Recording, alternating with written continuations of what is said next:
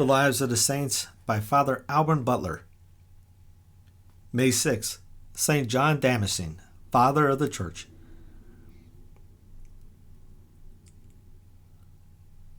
Muhammad, the great impostor, subdued a considerable part of Arabia before his death, which happened in 632. His successor, Abu Bakr, extended his conquest into Chaldea and Persia. Omar, the second caliph of the Saracens, subdued Palestine, Syria, Mesopotamia, and Egypt before the death of the Emperor Heraclius in 641. Othman, the third caliph, died in 655, and Ali, the fourth, in 660. This last founded the sect of Mohammedanism, which the Persians follow, and which the Turks and others who adhere to the interpretations of his predecessors Omar and Othman detest above all other religions. Such was the posture of affairs in the East when St. John was born, in the declension of the 7th century at Damascus, from which city he received his surname. By the Saracens he was called Mansur. He was of a noble and ancient family, and his father, though always a zealous and pious Christian, was held in the great esteem by the Saracen caliphs for his high birth, probity, and abilities, was advanced by them to the first employments of the state, and made their chief secretary or counselor. The pious statesman was the more watchful and fervent in all his duties of religion, the greater the dangers were to which he saw his faith exposed. Being chiefly solicitous for the education of his son in innocence and piety amidst the dangers of such a court, he purchased the liberty of a learned and devout Grecian monk named Cosmas, who, having been taken prisoner by the Saracens, was brought to Damascus for sale. Him he appointed tutor to his son, and to another youth called Cosmas, the charge of whose education he had taken upon himself. The preceptor entered into the views of the zealous parent, and bent his whole attention to defend the tender plants from the rude winds of trials and temptations. The caliph was much taken with the capacity and virtue of John, and after the death of his father made him governor of Damascus, his capital city. After Ali, the dignity of caliph had passed into another family called the Umayyads. The name of the first of these was Moawiah. This prince and his immediate successors treated the Christians with courtesy and mildness, and so great were the abilities, and such the transcendent virtue of John, that he enjoyed his prince's favor without envy. But he always trembled at the sight of those spiritual dangers with which he saw himself surrounded. He was sensible that, in a flow of plenty and prosperity, the heart is apt to warp towards vice and the world, and he dreaded the contagion of the air he breathed. He therefore at length came to a resolution to resign his honors, and soon after disposed of his estates in favor of the church and the poor, and with Cosmas, his companion, withdrew secretly to the great Laura of St. Sabas near Jerusalem. Cosmas was afterwards chosen bishop of Majuma in Palestine. St. John, in his solitude, rejoiced to see himself delivered from the slavery of the world and placed in a happy state of uninterrupted tranquility, where his years passed away without one heavy minute, and where he had no other occupation but that of employing, without distraction, all his thoughts and endeavors on the end of his creation, and securing the salvation of his soul. He considered the important work which he had upon his hands, and set himself in earnest to learn perfectly to subdue his passions, and walk in the paths of true virtue.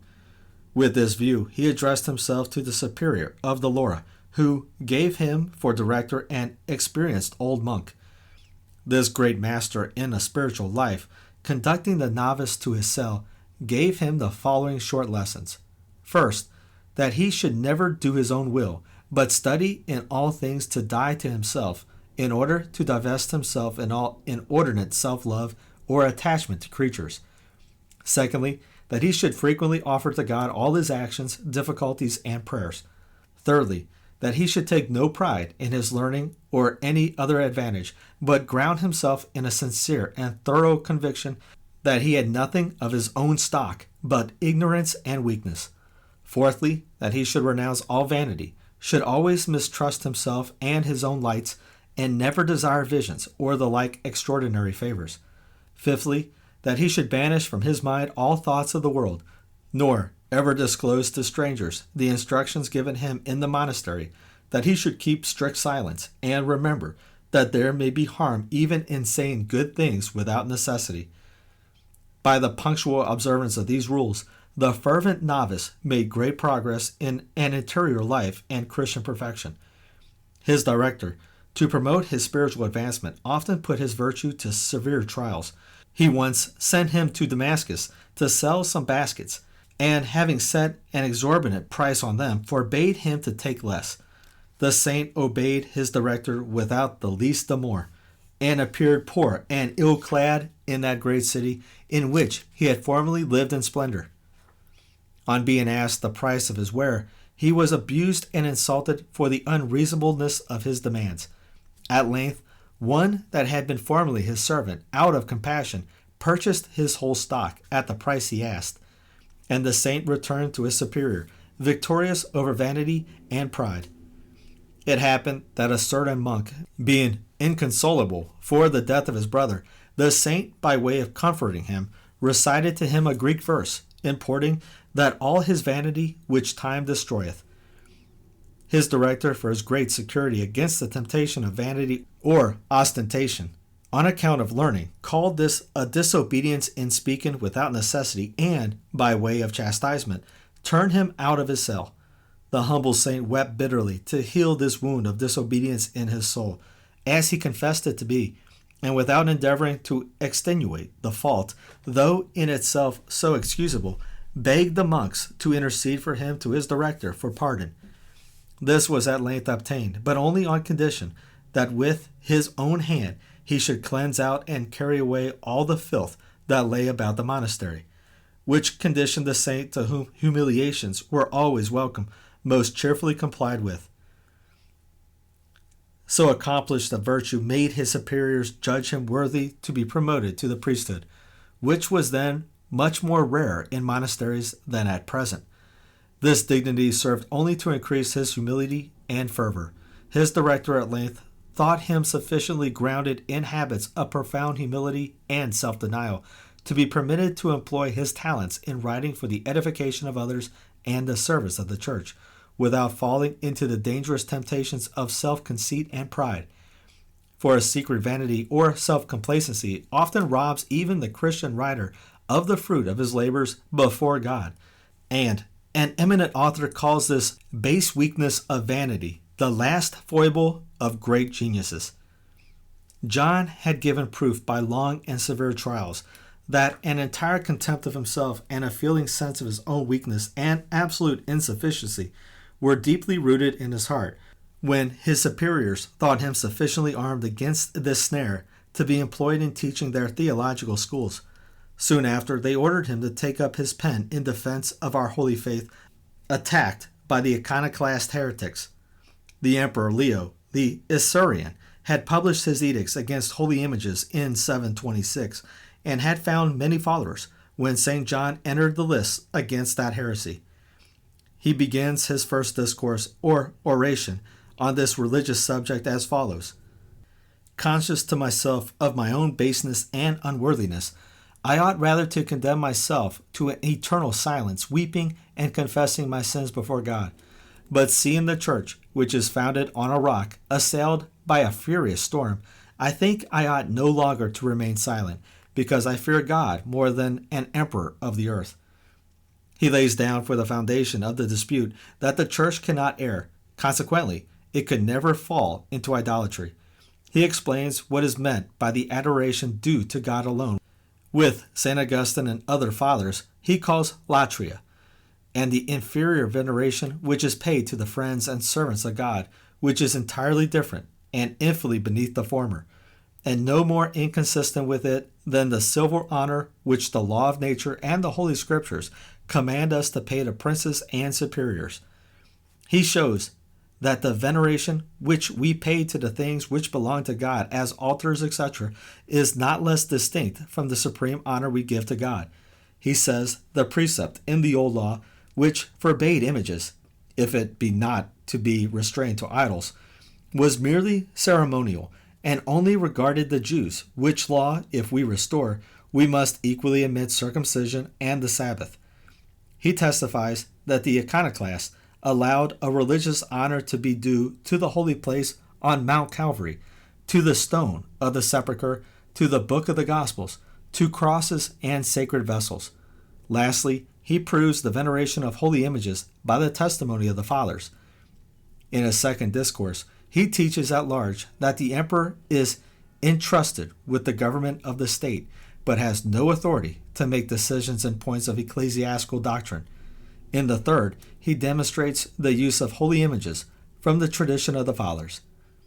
The dogmatical writings of this great doctor show the extent of his genius still more than his controversial, and in them the strength and clearness of his reasoning can be equaled only by the depth of his penetration and the soundness of his judgment.